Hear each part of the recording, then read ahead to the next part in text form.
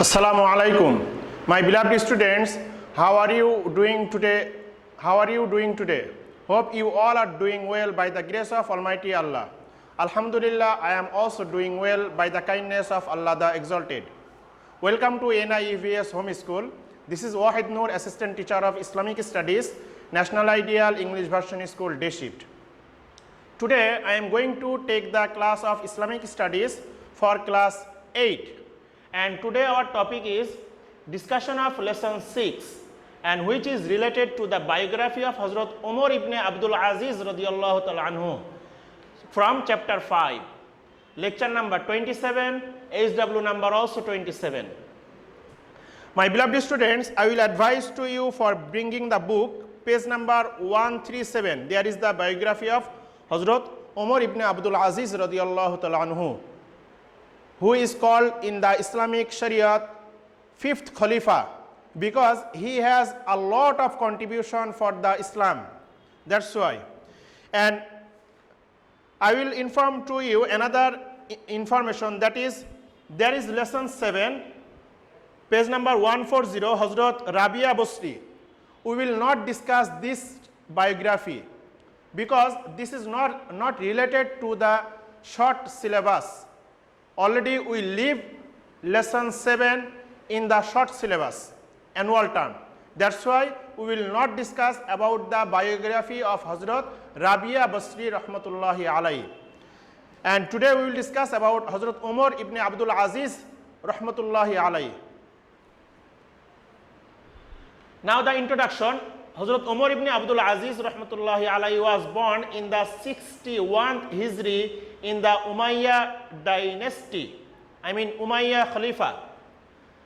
His father's name is Abdul Aziz and mother is Asim Laila, who was means the Asim Laila was the granddaughter of Hazrat Umar Farooq radiyallahu ta'ala anhu. Students, I need to explain this. Just keep attention. Hazrat Umar Ibn Abdul, mother of Hazrat Umar Ibn Abdul Aziz, was the granddaughter of Hazrat Umar Farooq radiyallahu ta'ala anhu. So there is the correction between Hazrat Umar Farooq radiyallahu ta'ala anhu and Hazrat Umar Ibn Abdul Aziz radiyallahu ta'ala anhu. And sentence number 3, he was called Umar the second and the 5th Khalif of Islam, because he has the lot of contribution and he was the connection with the Umar radiyallahu ta'ala anhu. That's why he was called Umar the second. Now the childhood and education. In his childhood, he went to Egypt. Egypt means Misr, with his father, and completed his primary education there. Then he left for Medina, and there he was under the guidance of the then renowned scholar. He mastered in Medina about the Quran, Hadith, Tafsir and Arabian literature. He was married to Fatima. It means Hazrat Umar radiyallahu ta'ala anhu's wife name was Fatima. Fatima was the daughter of Umayyad ruler Khalif Abdul Malik. So Hazrat Umar Ibn Abdul Aziz wife's name is Fatima and Fatima's father's name is Abdul Malik. So it was the childhood and education about Hazrat Umar Ibn Abdul Aziz radiyallahu ta'ala anhu. Now the appointment as a governor. In 87th Hijri, Umar Ibn Abdul Aziz was appointed as the governor of Medina by Khalif Walid. For effective and efficient administration, he formed Majlis-e Shura. So what does Majlis-e Shura mean? Majlis-e Shura means advisory council consisting of 10 members.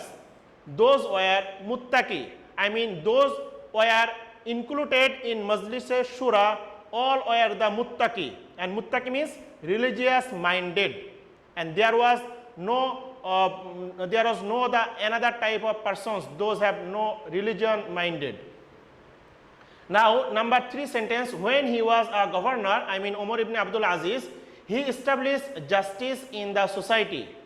For this, the then scholar said, Ibn Musaib said, awarded him the title of Mahdi. Mahdi means truly guided. So, for the system of governing of Hazrat Umar Ibn Abdul Aziz radiallahu ta'ala anhu, Ibn Musaib, he given this title Mahdi, and Mahdi means truly guided. Now the activities for public welfare of Hazrat Umar Ibn Abdul Aziz radiallahu ta'ala anhu, he repaired and beautified Masjid Nabawi. Students, keep attention here, Nabawi. This spelling also correct, and whatever we are sometimes writing Nabawi, that also correct. So he repaired and beautified Masjid Nabawi. He built innumerable dwelling houses, extended drainage system, and constructed many roads. In the garden adjacent means adjoining to the Masjid Nabawi, he set up a fountain and a cistern. Cistern means water vessel, cistern. All over the region, particularly linking Mecca, Medina and Taif, he constructed a network of roads. While being a governor, he both ran an administration and devoted himself to read the Quran, Hadith and other books. My beloved students, there were many of the examples of the public welfare of Hazrat Umar Ibn Abdul Aziz radiallahu ta'ala anhu, and till now those are living in the Arabian country, I mean mainly the Makkah, Medina, Taif, they are remembering the name of Hazrat Umar Ibn Abdul Aziz because they started the linking road between Makkah, Medina and Taif, drainage system and residential areas, and many of these activities he has done.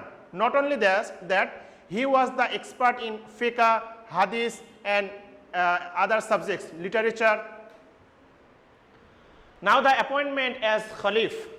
Hazrat Umar Ibn Abdul Aziz was appointed as the Khalif of the Muslim Empire after the death of Umayyad Khalif Sulaiman Ibn Abdul Malik in 717 AC.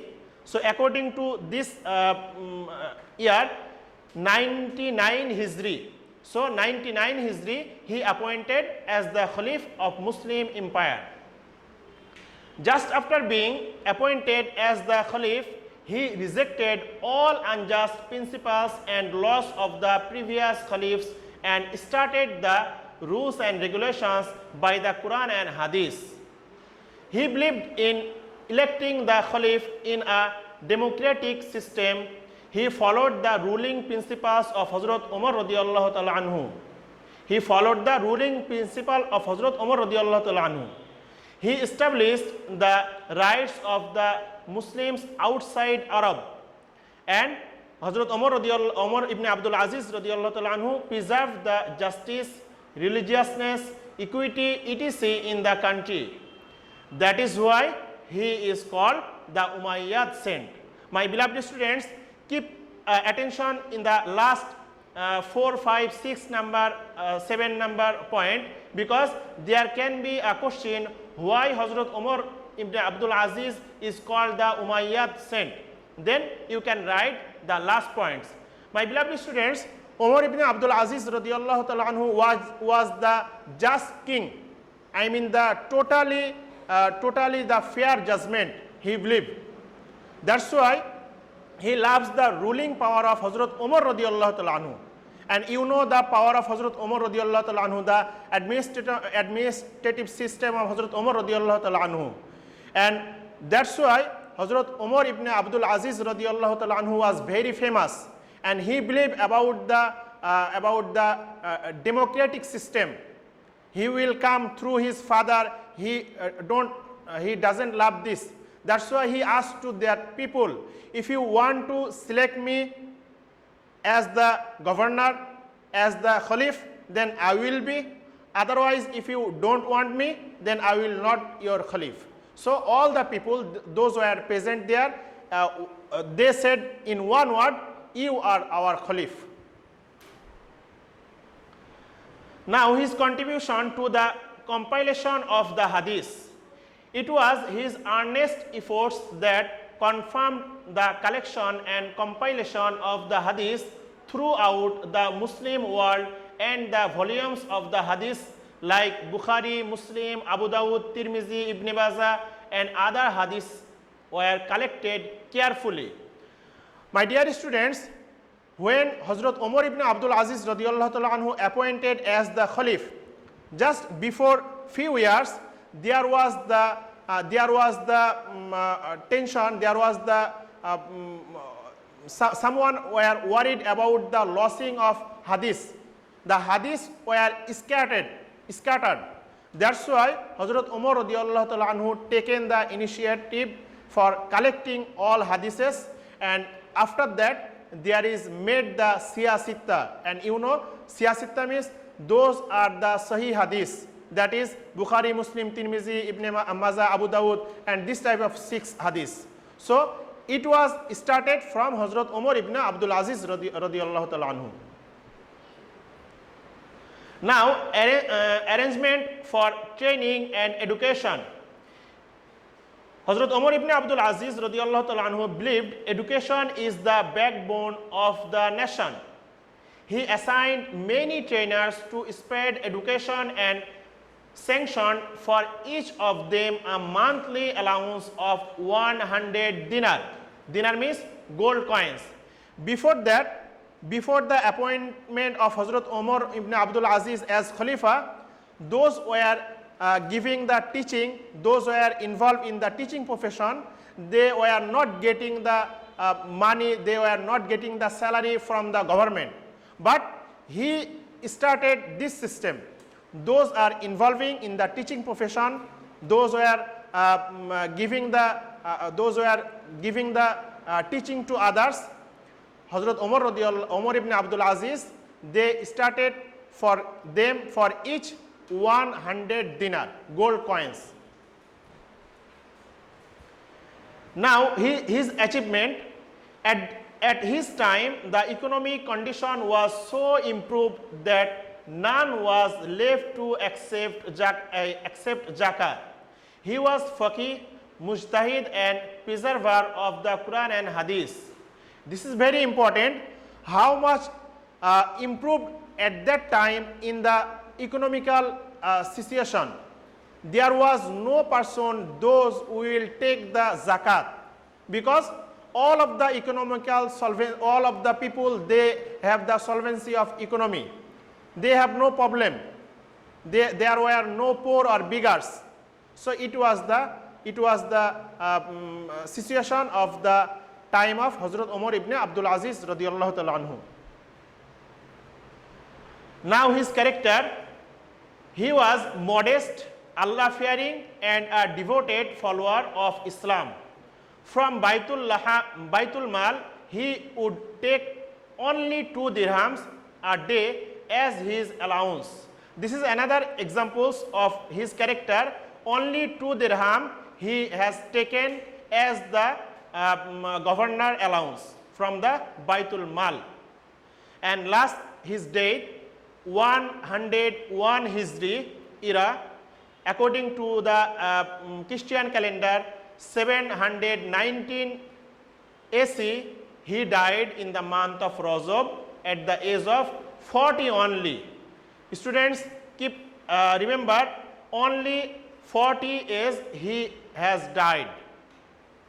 And this is the lecture SW number 27. You will write only 10 informative sentences from here, and lecture number 27. So it was the biography of Hazrat Umar Ibn Abdul Aziz radiyallahu ta'ala anhu. If you read your book several times, then you will get more information about him, because I just written here the summary, the main points. So you will be happy if you read his biography. So that's all for today, my dear students. Keep practicing at home. See you soon, inshallah. Till then, Assalamu alaikum.